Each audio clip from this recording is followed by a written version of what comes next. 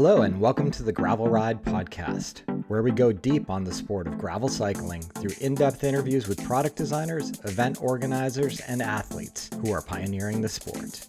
I'm your host, Craig Dalton, a lifelong cyclist who discovered gravel cycling back in 2016 and made all the mistakes you don't need to make. I approach each episode as a beginner to unlock all the knowledge you need to become a great gravel cyclist. This week on the podcast, I'm excited to welcome professional cyclist Andy Lydic to the show. Andy began his cycling journey in high school, transitioning from track and cross country to mountain biking and ultimately road racing. Andy's got an interesting story after growing up in Boulder, Colorado, on his course to becoming a professional cyclist. It's got its twists and turns, but it ended up with Andy representing the United States at the UCI World Gravel Championships in 2023. As the first under 23 finisher, he's unofficially the under 23 Gravel World Champion. Before we jump in, I did want to talk a little bit about our friends at AG. Taking care of your health isn't always easy, but it should at least be simple. That's why for the last 10 years, I've been drinking AG1 every day, no exceptions. It's just one scoop mixed with water once a day, every day, and it makes me feel energized, nourished, and ready to take on the day. That's because each serving of AG1 delivers a daily dose of vitamins, minerals, pre and probiotics, and more. It's a powerful, healthy habit that's also powerfully simple. One of the things I'm super concerned about as I'm ramping up my training this year is making sure I'm taking care of my body. AG1 gives me a full spectrum of vitamins and minerals that support my immune system in ways that I simply might miss in my diet. So if you're like me and you think perhaps your diet isn't the best, I recommend checking out AG1 to elevate your health. That's why I've partnered with them for so long. If you want to take ownership of your health, start with AG1. Try AG1 and get a free 1-year supply of vitamin D3 plus K2 and 5 free AG1 travel packs with your first purchase exclusively at drinkag1.com/thegravelride. That's drinkag1.com/thegravelride. Check it out today. With that behind us, let's jump right into my conversation with Andy. Hey, Andy, welcome to the show. Thanks so much for having me. I'm stoked to be here. I'm excited to get into a little overview of your career and what's in store for you in 2024. I always love to start these conversations by just learning a little bit more about you. I mean, you've been involved in bike racing for a long time since your junior days, but why don't you just say, where did you grow up and how did you originally get into cycling? And we can kind of go from there. Yeah, totally. So I'm from Boulder, Colorado, grew up here in Boulder, Colorado, and got into cycling in high school, probably my junior year of high school. I used to run track and cross country, and I used to also be a downhill ski racer previous to that. And I was pretty burnt out on track and cross country as a high schooler, just didn't find it that fun. And a bunch of my friends were doing high school mountain biking. A couple people that I knew but weren't really my friends at the time were doing road racing as well. And my dad was pretty into the cyclocross scene here in Boulder. We've got quite a few local events in the Front Range area. So he got super into that. And there was Sunshine Hill Climb my junior year. Sunshine's a big climb here in Boulder. It takes like 45 minutes or an hour or something like that. And he was like, yo, dude, if you go ride up Sunshine during this hill climb faster than I do, I'll take you out for a burger and some ice cream. And I was like, yeah, totally. I want to go get a burger and ice cream. So I I did love those Sunshine dad Hill Climb. incentives. I feel like I had one of those similar ones from my dad to run cross country one year. And it was like, that works for me. Doesn't have to be a big incentive. Just a little one works as a high schooler. Yeah, just something. So from there, I did the Sunshine Hill Climb. I actually thought I was wearing a kit for the first time. And I think I was wearing tennis shoes on my mom's road bike. And I was like, it's kind of strange. You're wearing tight clothes, biking out in public. But then I thought about it and I was wearing short shorts running, so it's not all that different. And from there, I decided I wanted to do the high school mountain biking team. So I told the cross country coach that I was going to stop running cross country and go to the high school mountain biking team. And from there, I met a bunch of my core friends who are still a bunch of friends now. And some of them are really high level racers, mountain bike and road, just across the country and across the world.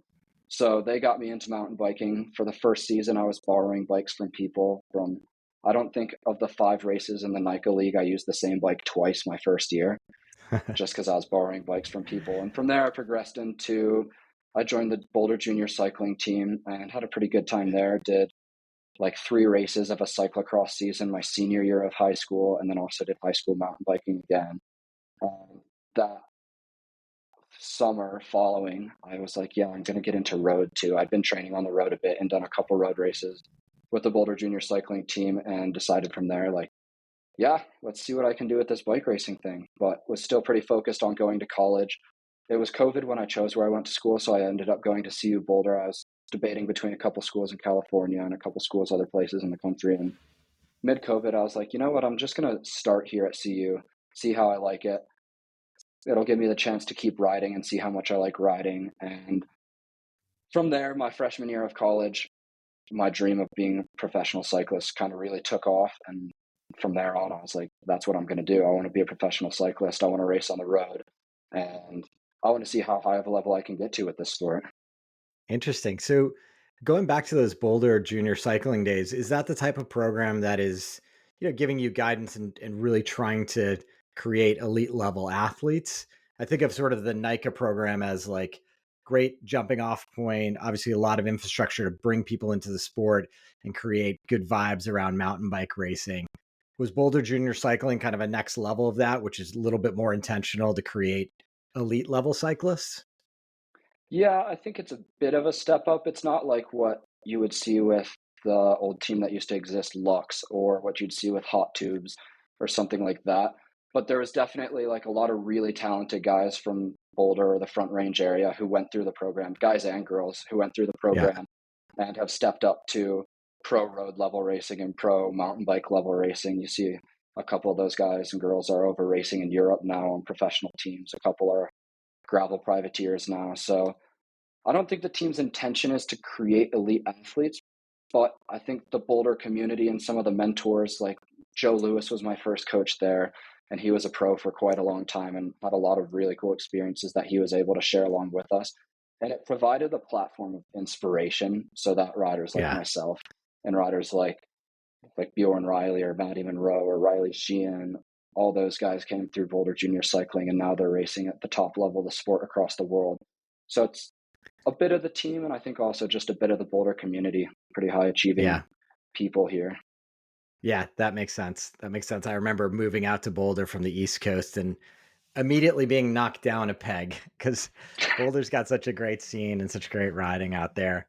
You mentioned starting CU Boulder during COVID. Was the CU Boulder cycling program able to be active during that first year?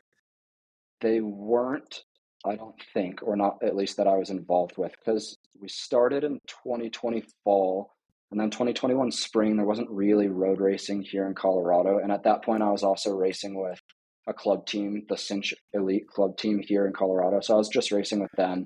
I was a Cat 3 and then upgraded to Cat 2 my freshman year in college that spring.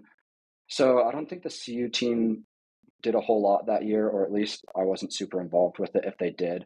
And then the Got fall of it. my sophomore year, before I ended up moving to Europe to start racing, I did collegiate mountain biking. I did like 2 races just because it was a way to keep me motivated and have fun. And I've been doing mountain bike racing in high school. So I was like, I want to keep doing this. It's fun racing on the dirt. I like it. Yeah.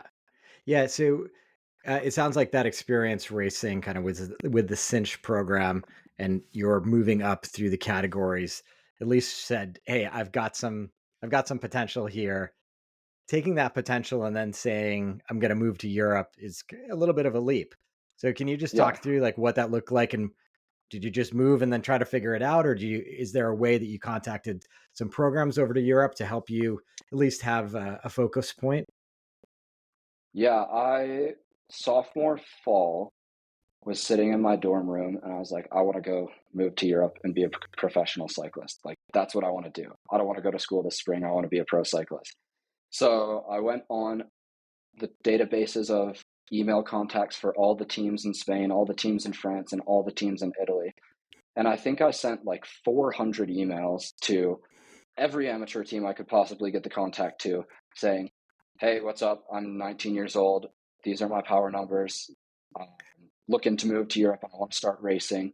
What can I do? And I think of the 300 or 400 emails that I sent, I got like 16 total responses. And of 16 total responses, maybe like 5 of them weren't immediate no's. And from the non-immediate no's, I had like a couple people entertain the conversation. They're like, yeah, we might be looking for an American rider. I was like looking at France, I was looking at Italy, I was looking at Spain. I kind of knew I wanted to go to Spain because I speak a bit of Spanish just from high school. And so I was like, yeah, that might be easy. And then I connected with an agent who works with a bunch of the amateur teams in Spain.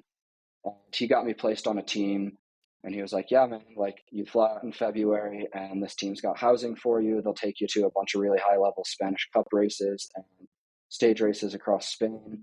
Like all you got to do is just be ready come February. And it was pretty uncomfortable at first because I'm sending all these emails to a bunch of people. I have no idea who they are, no idea what language they speak.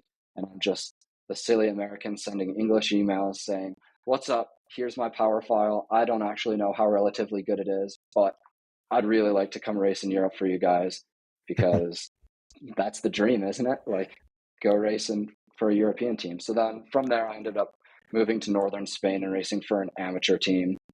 And unfortunately, that amateur team folded in March, which would be kind of set a precedent for how my amateur racing experience in Spain went on. So I raced with that team from end of January, beginning of February until the end of March. They folded. I moved from northern Spain to Girona, started racing with another team and got a really cool experience to go race in Denmark at some UCI races and also do some other cool Spanish races with that team. And then they folded in July.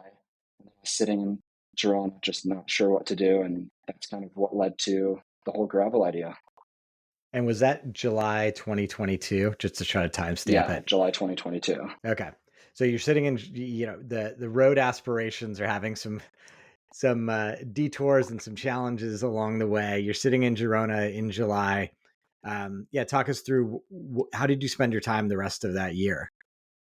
Yeah, so in the midst of the teams falling apart, I'd moved from the team house in northern Spain to a friend's apartment in Girona. I was connected with a couple different people who lived in Girona or spent time there just through Boulder, the Boulder community. A bunch of pro cyclists come and spend time here in Girona altitude while they're in the US. And then one of my friends, Sean, was at CU Boulder and he had an apartment in Girona. So when this team folded, I was like, hey man, can I come crash with you for a couple weeks? And in that time, I was just training, hanging out in Girona, get to meet a whole bunch of pro cyclists, which is really cool. And at that time, you're enamored because you're like, wow, like everybody here is a pro cyclist. Everybody here knows what's going on. And you kind of, after a couple months, that awe factor wears off and you're like, wow, like I'm just living here. This is pretty sweet.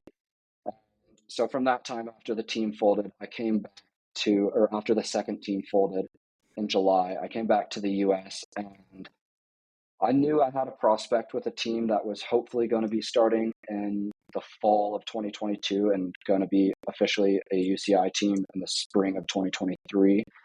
And so I had that idea in my back pocket, came back to the US when I was back in Boulder for, I think it was like a month and a half total of 2022. I raced Steamboat Gravel. I did a pretty decent ride there, and that was my second time doing Steamboat Gravel. And at that point, I was convinced I was racing with this team that was going to be a Conti team. I had a good ride there, went back over to Europe, moved into another apartment in Girona where I was living with some of the guys that were going to be on that team. And we were supposed to be going to university in Girona.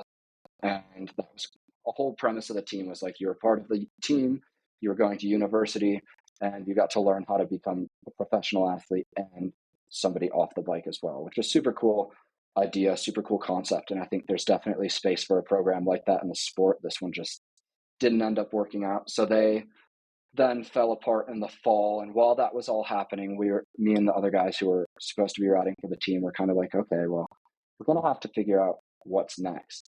And some of these guys were like, oh, just going to go back to the US. Other guys were holding on, seeing if they could race with other Spanish teams, Spanish amateur teams, because we were all in Spain already. So it just makes sense too. And I was like, Yeah. you know what? I've done gravel a couple times. I've done Steamboat Gravel twice, and I did a local race here in Colorado. That's pretty fun. And those races are really hard. So I want to see, there's privateers popping up in the US, and there's a booming scene in the US, and there's a couple races in Europe. What can I do to make that an actual thing? So then in the fall of 2022, I got a pretty good result at one of the UCI qualifiers and was able to go to the first ever UCI Gravel World Championships in Italy. And that was a super cool experience Yeah. because, it was my first ever World Championships, my first time ever seeing a bike race at that high of a level. And I was able to ride for the elite team because there hadn't been a whole lot of people who were super interested. All the American riders were like, oh, like this is a test event. We're going to see where this goes. And I had qualified and I was like, I want to see if I can race for the elite team. So sent some emails back and forth with USA Cycling. They made that a pretty easy process, but it wasn't really team oriented that year. So we all just Yeah. showed up, got our own accommodations, our own hotels. I traveled with some of the friends I was living with in Girona, and yeah, just had a blast. Like, Yeah. What an amazing that whole experience. trip, that race was super cool. And it was my first time getting to race against guys that were that high of a level. I got to race against like Matthew Vanderpool and Wout Van Aert and Greg Van Avermaet were all there. And then I'm at the back of the field. I didn't know how sick I was, but I had COVID. It ended up, and I was super sick, ended up DNFing the race. But I look back at that experience and I was like, that was one of the coolest races I've ever done. Like standing at the start line, looking at my superheroes, that's pretty sweet. Yeah, it sounds amazing. So it sounds like, it's the end of the season. I think October 2022 would be the time frame of that UCI World Yep. Gravel Championships. So then you're looking at 2023. Your road program has dissolved at that point. What were your plans for 2023? I think it was officially December 15th or December 12th or something like that, that we were told the road program wasn't going to go on, wasn't going to exist. So then we were all kind of scrambling, and the UCI had just announced they're going to do this European gravel series. And I was just kind of stubborn. I told my parents multiple times. I was calling them every day, like, I don't know what I'm going to do. They're like, well, like, you can talk to other teams, start racing for amateur teams again. And I was like, no, I'm not going to another team that's going to fold again. Like, that's just not something I wanted to keep doing because while the racing is really cool, the life off the bike when you're racing for these amateur teams it's pretty tough, and it can be really isolating and lonely. Just, you're sitting in a team house, don't have a whole lot of access to a social life, a social experience. And I knew I was Yeah. having a really good time in Girona. So I was like, I'm going to stay here in Girona and chase these gravel races. So from that point, I was like, okay, well, to race gravel, I have to have a bike to do it, and I have to have sponsors to support me, and I have to have a mission and a vision for what I'm going to do. And at that point, I had just started working with a new coach, and my new coach at that point was like, yeah, man, like I think there's definitely an opportunity to get to a really high level if you're racing gravel. It's the first time there's like a full UCI series, but check it out. Let's see where you can go. Let's see what you can do from it. So I had a lot of really good support from my coach. I had good support from my parents.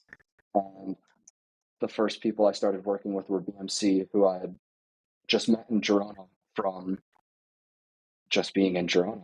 It's such a funny small place because so many people in the bike industry and the professional racing industry live there. So being there, I met one of the guys who works in marketing, and I was able to get a deal with BMC to ride their bikes for the 2023 season.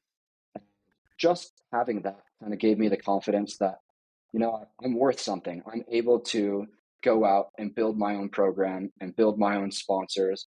And I've been learning how to make sponsor decks from my friends, from my parents. I've Yeah. gotten really good mentorship in how to put together like a pitch to a sponsor and say, hey, this is who I am. This is my mission. This is how I think I can add value. And this is what I want to do. And this is who I want to be. Will you help me tell that story?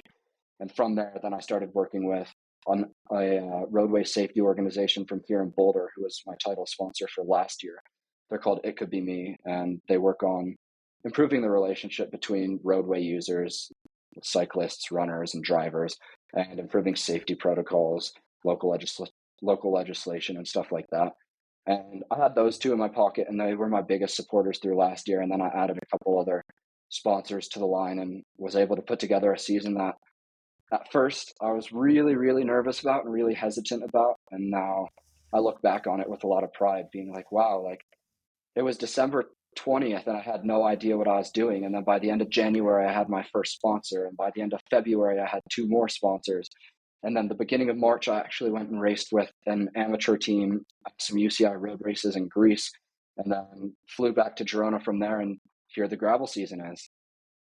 Yeah, amazing. I mean, kudos to you for pulling that together after such a tumultuous year. I know how tough it can be for American riders living abroad, and especially when the team you're trying to ride for, in this case, multiple teams, folds right underneath you, and you're sort of left with, are the gods telling me something? Should I be quitting the sport? Is there no future? So, yeah, huge kudos for kind of pushing through that. I'm curious about, awesome that in 2023 you kind of built this plan and you got some sponsors together. And I know you're going to be pursuing gravel pretty hardcore in 2024, and we'll get into it. Is your mindset that, there will be multiple pathways for you in the future? Like there's still this idea that you could go race professionally on the road? Yeah, I think that's the big story that I want to tell right now. I think right now gravel's a lot of guys exiting the world tour, exiting pro teams, whether it's from mountain biking or cyclocross or other pro road teams, and they use it as like a stepping stone out of their careers. But that gives gravel a lot of validity in the fact that there's a lot of really high level, really talented riders that are doing these races. Like I'm getting to race against Valverde, and I'm getting to race against riders on plenty of world tour teams from Israel to Alpecin Phoenix. Like all these pro world tour teams are sending riders to these gravel races as one-off expos, and then you see that at the world champs this year. And so the whole story now that I want to tell, and I knew this since last year as well, like I want to use gravel as my pathway to pro, but now that's kind of the big story I'm trying to push, and I've been using this hashtag future of gravel that I've kind of coined, and I've got a personal email address, andy@futureofgravel.com.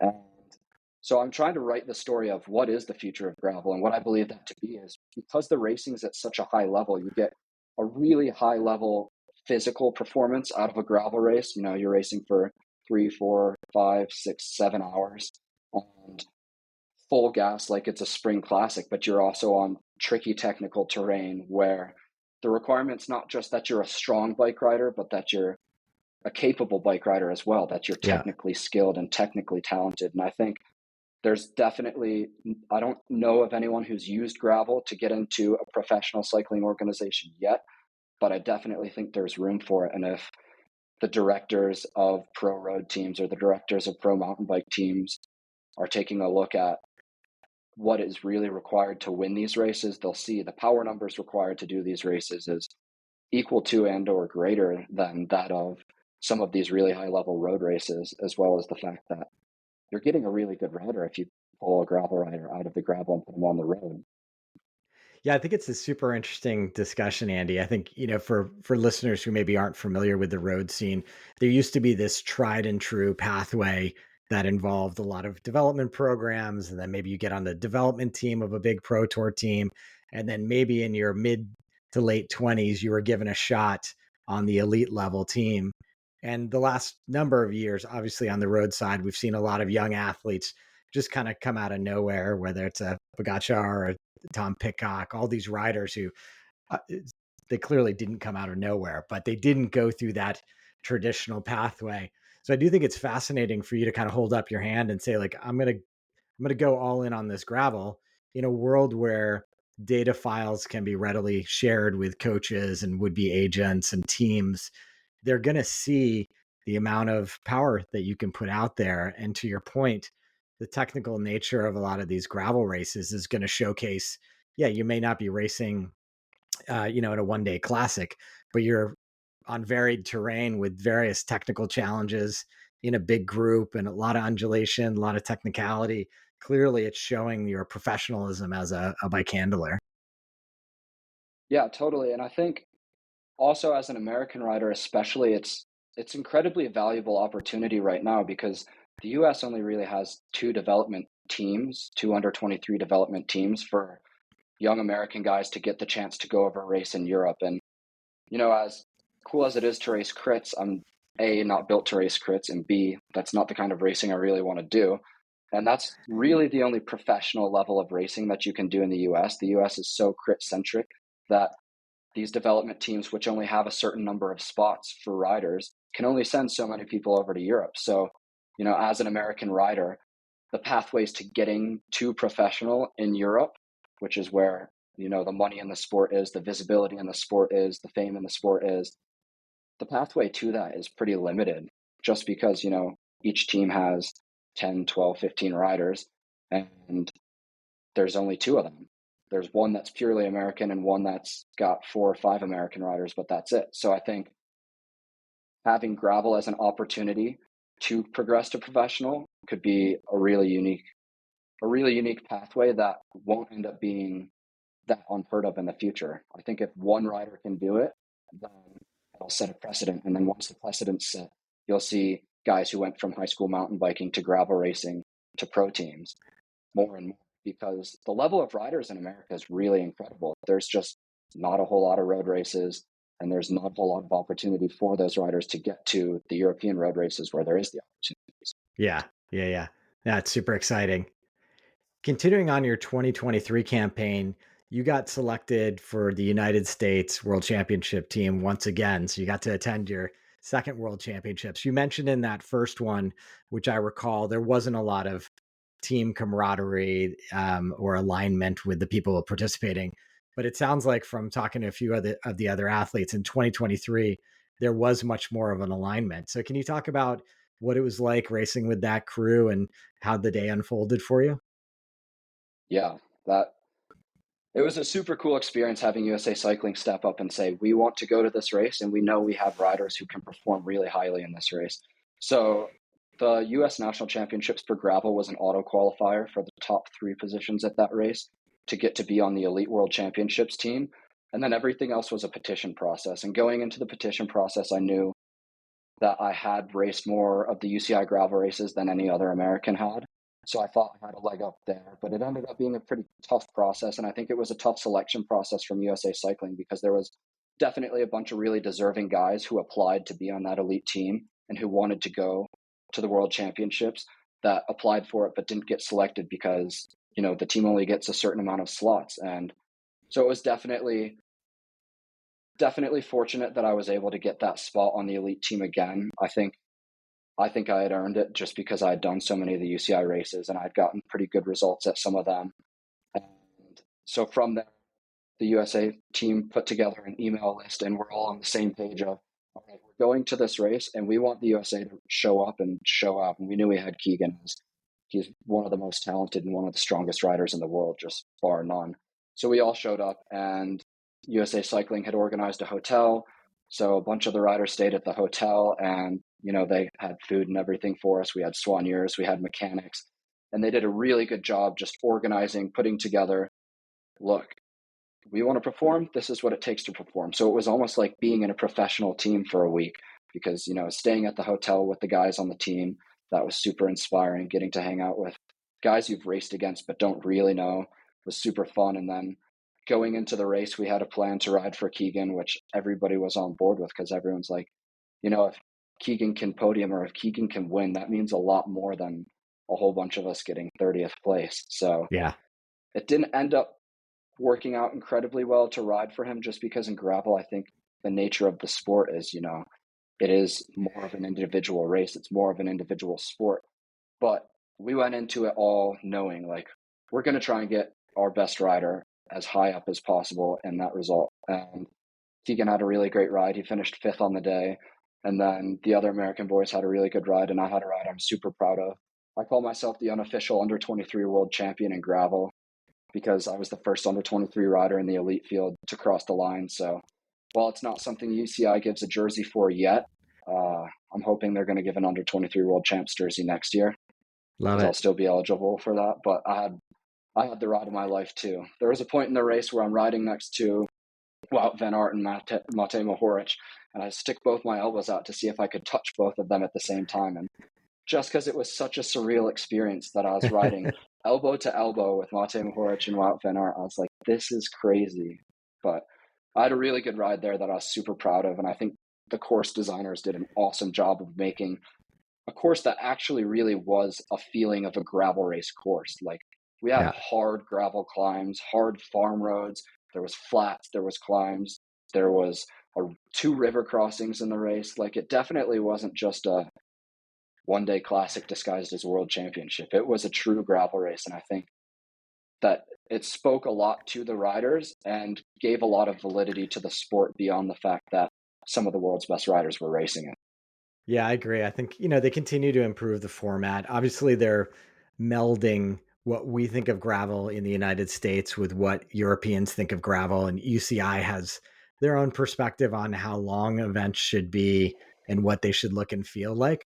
But clearly, like in 2023, it did capture the attention of both male and female elite level gravel racers in the United States. And there was this dramatic shift in desire to actually go attend the Worlds, which I, for one, I hope continues on. I do think it's important for us to have enthusiasm for the World Championships because I want nothing more than to have the rainbow stripes on an American at some point in the gravel discipline.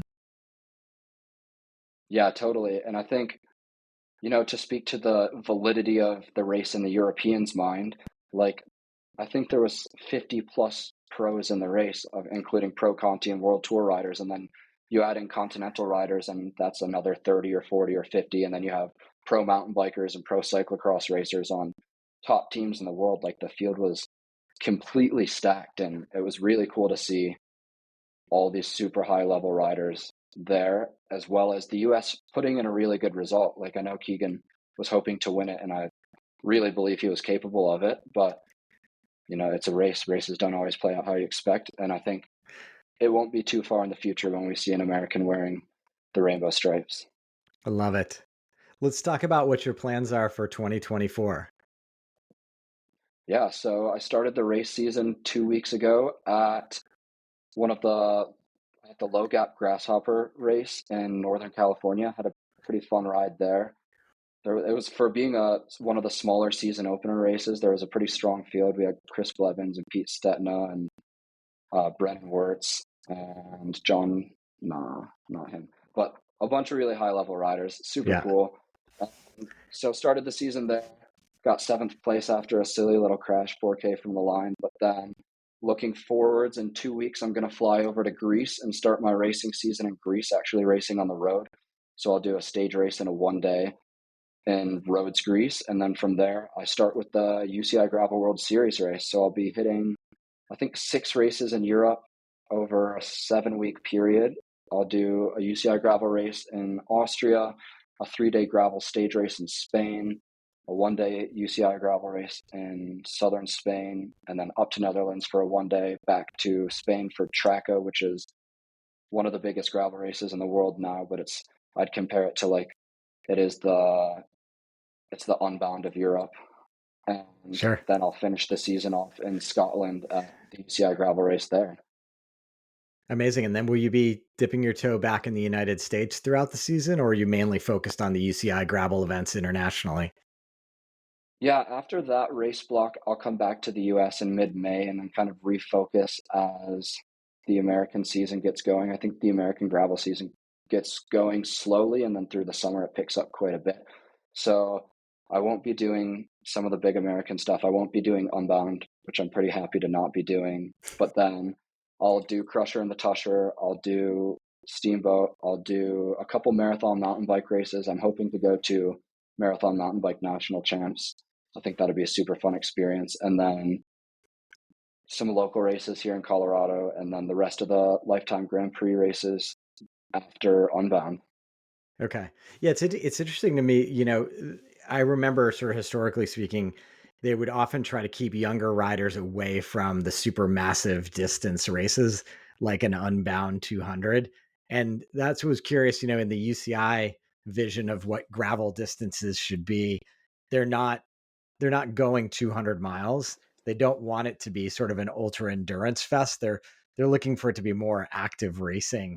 How do you feel about, like, it sounds like not doing a 200-mile gravel race sits okay with you for this next season, but do you think about it like that? Do you feel like 200 miles is too much for you as a younger professional?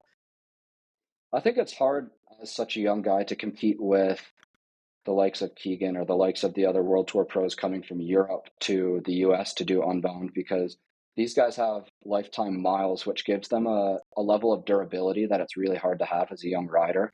Yeah. And so beyond the fact that it's just a long day in the saddle, I think it's hard for young riders to really perform there. And, it's well known doing a good ride at Unbound is a career changing result.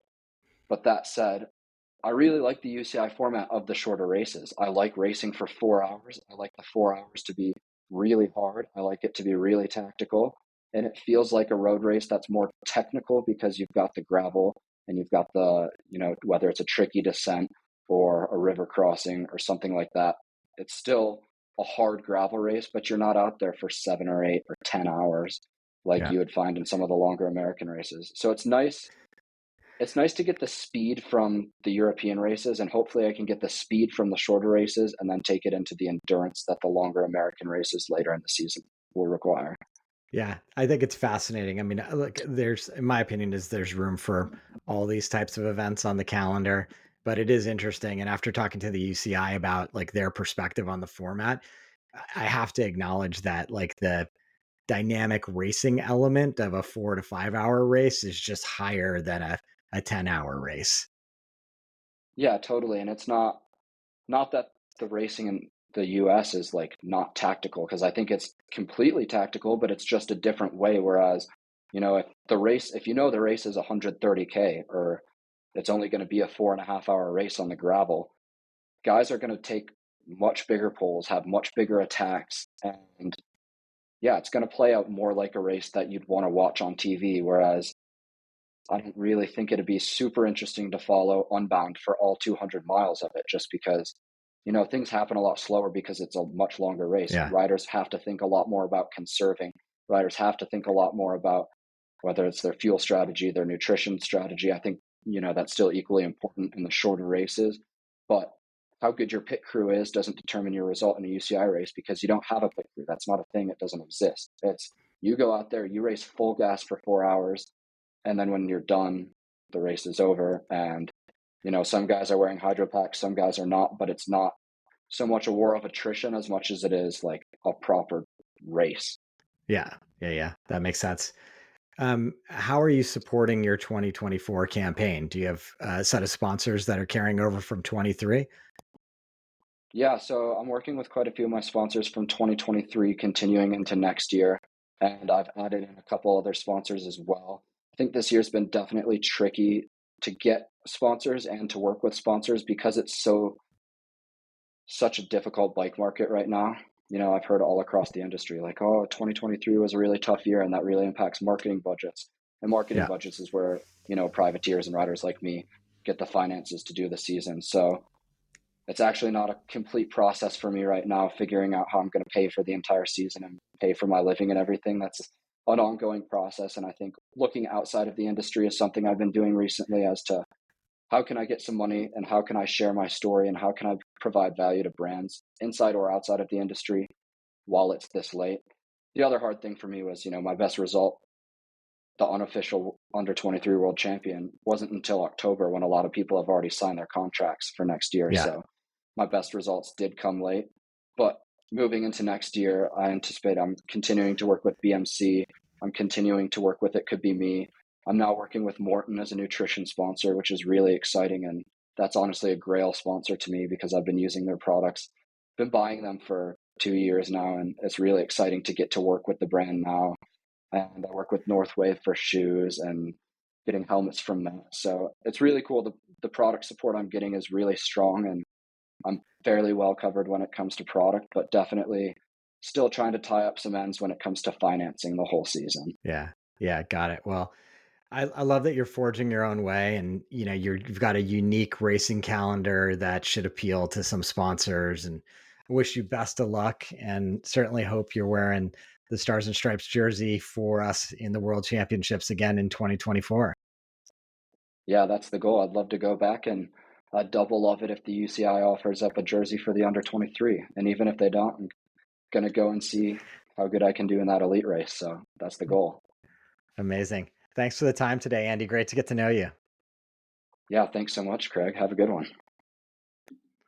That's going to do it for this week's edition of the Gravel Ride podcast. Big thanks to Andy for coming on the show. We wish him the best of luck in his goals this season, and we'll be rooting for him from the sidelines.